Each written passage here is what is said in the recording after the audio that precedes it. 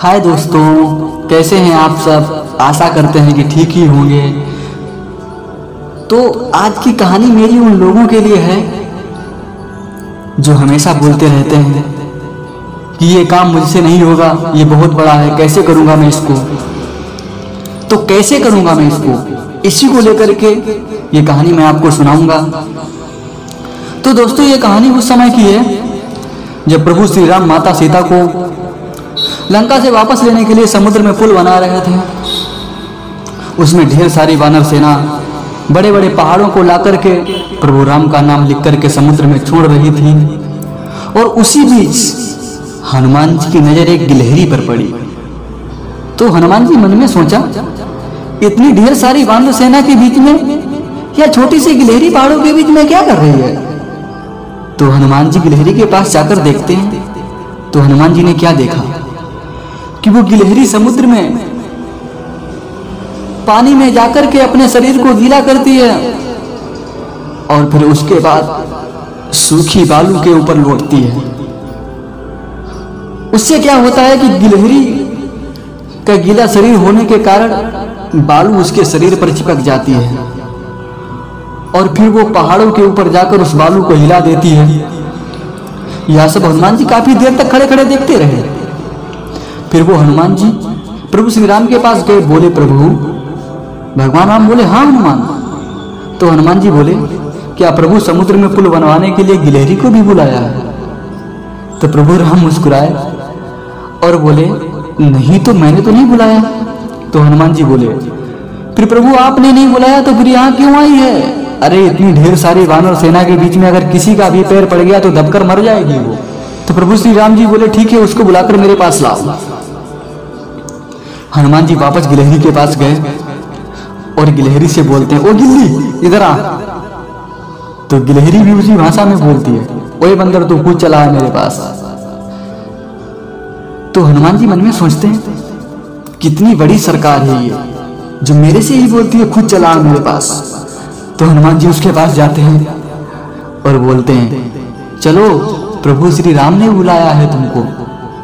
तो गिलहरी बड़े अकड़ के साथ बोलती है, तुमको दिखाई नहीं देता मैं काम कर रही हूं, उनसे बोल दो वो खुद चले आए मेरे पास।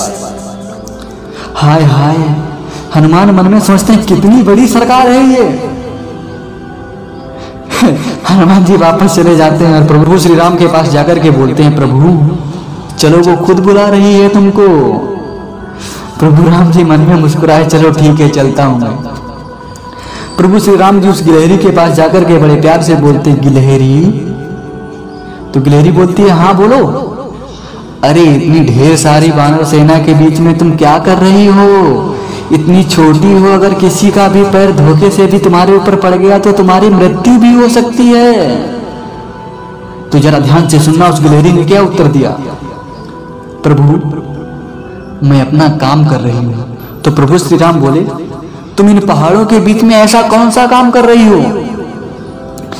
गिलहरी बोली, प्रभु इन पहाड़ों में कुछ धारदार नकोली चोने हैं,